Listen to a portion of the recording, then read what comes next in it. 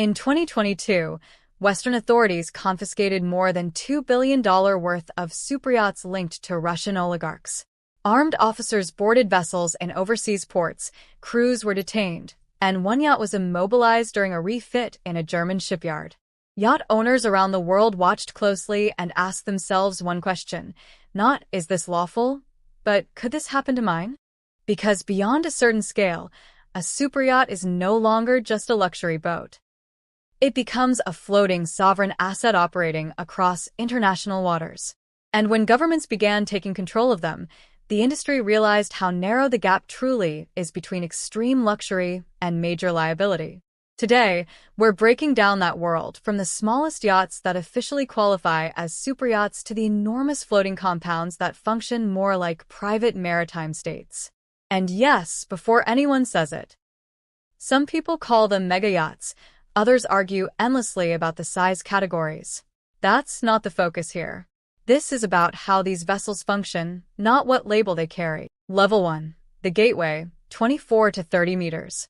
This is where the superyacht category officially begins, and where many owners first discover how expensive the lifestyle really is.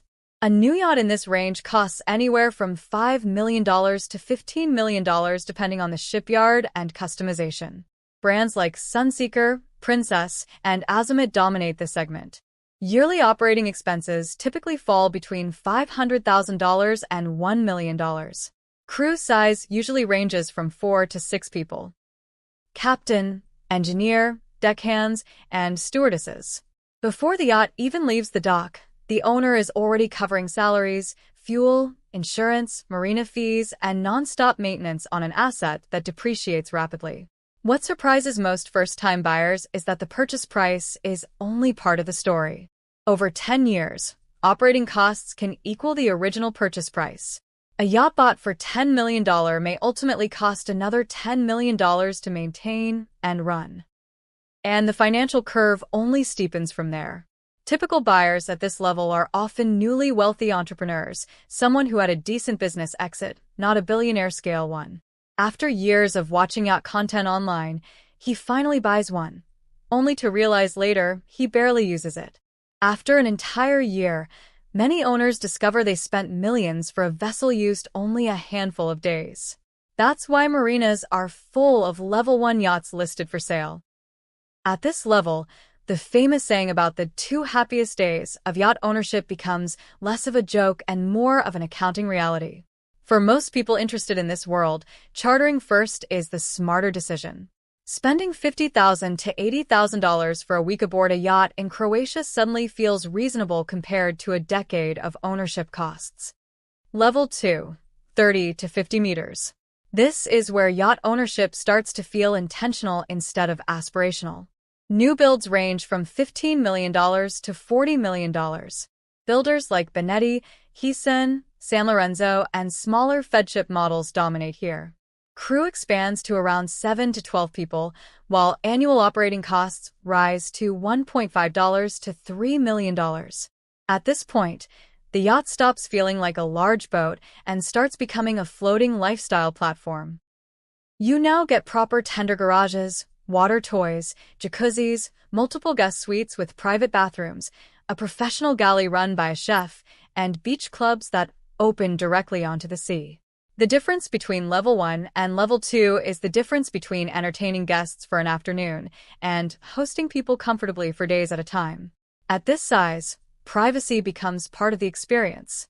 Guests have room to disappear, relax, and live aboard without feeling confined. This is usually where family office owners and retired CEOs enter the market. The yacht often becomes part of the family's annual routine rather than simply a luxury purchase.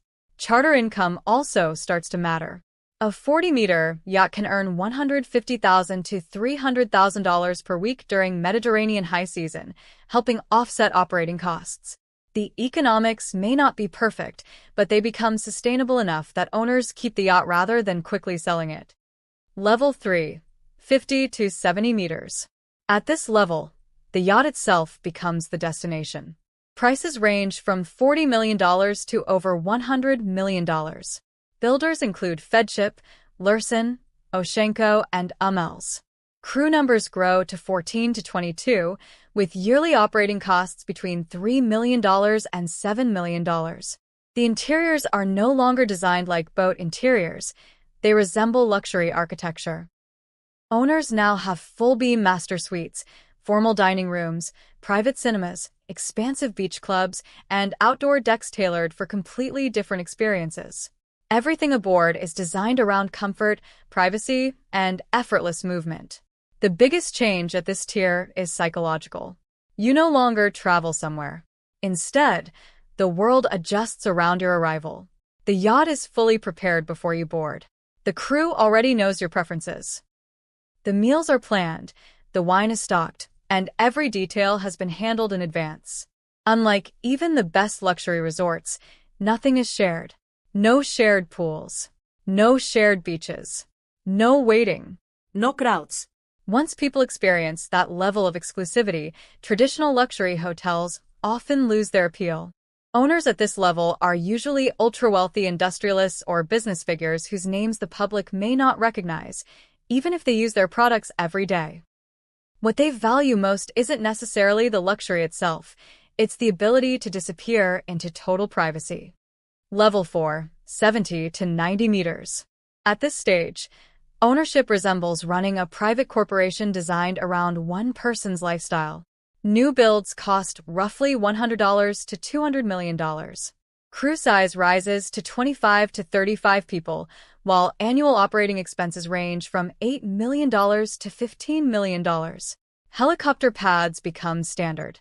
Shore-based operations teams manage logistics, customs, schedules, provisioning, and travel arrangements across multiple countries. The yacht now operates with departments, reporting structures, and management systems similar to a business organization. The owner experiences none of the complexity directly. Everything is seamless.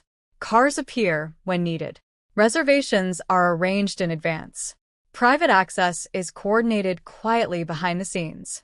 Nothing feels improvised because an entire organization exists to anticipate the owner's needs before they're spoken. The people commissioning yachts at this level are often quieter billionaires, owners who stepped away from active business years ago and now value privacy above everything else. By now, the yacht is no longer just transportation or a luxury.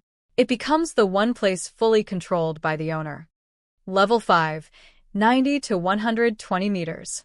At this scale, the yacht transforms into a movable private estate. Construction costs range from $200 million to $400 million. Crew size reaches 40 to 55 people, while yearly expenses climb to $15 to $25 million. Every build is completely custom. These vessels contain swimming pools, spas, gyms, wine cellars, multiple kitchens, luxury staff quarters, and sometimes submarines housed within dedicated launch bays. Some support vessels stored inside the yacht are large enough to function as standalone yachts themselves. Engineering at this level becomes extraordinary, sometimes bordering on excessive, but entirely achievable because the owners can afford it. Most marinas cannot physically accommodate vessels this large, so they anchor offshore while guests arrive by helicopter or tender. The yacht effectively becomes its own floating world. Meetings happen aboard. Entertainment happens aboard. Social life revolves around the vessel itself. The yacht is no longer a means of visiting places. The yacht becomes the place. Level 6, 120 to 160 meters. This is where superyachts begin functioning less like private vessels and more like sovereign infrastructure. Fewer than 30 yachts of this size exist worldwide. Construction costs range from $400 million to $700 million. Crew counts reach 55 to 80 people, and annual operating costs can exceed $50 million. These vessels carry systems normally found on military or commercial ships. Large-scale desalination systems, independent power generation, medical facilities, long-term storage for provisions, advanced security systems. Some even include armored sections, submarines, and surveillance technology. The famous yachts seized during sanctions in 2022 belonged largely to this tier. At this level, ownership structures become extremely layered and private. The vessel may technically belong to trusts, holding companies, or offshore entities spread across multiple jurisdictions. The goal is no longer just luxury. The goal is autonomy. This is where yachting stops being recreation and starts becoming an alternate way of existing outside normal systems. Level 7. 160 meters and above. This category barely exists. Fewer than 10 private yachts of this scale have ever been built. The 180-meter Azam, one of the most famous examples, reportedly cost around $600 million and was engineered not only for luxury, but also for extreme speed. Another example, REV Ocean, combines private ownership with scientific research capabilities, carrying laboratories, research facilities, and deep-sea exploration equipment. At this scale, the yacht is no longer just a personal possession. It becomes a private institution. Crew sizes exceed 100 people. Shore-based support operations function year-round whether the owner is aboard or not. These vessels are never publicly displayed or sold through normal brokerage channels. Each one is a custom-built world requiring years to design and construct. The owner is not purchasing transportation. The owner is creating an environment completely detached from ordinary constraints. The superyacht industry began as a luxury hobby for people who already owned everything else. Over time, it evolved into something much larger. At the lowest level, it's an expensive boat. At the highest level, it's a floating sovereign world. Between the entry-level yacht and the billionaire's floating compounds, the real product stopped being the vessel itself. What owners are truly buying is freedom from limitation, freedom from schedules, crowds, rules, and fixed locations. One owner buys that freedom for a few weekends each year. Another buys it permanently,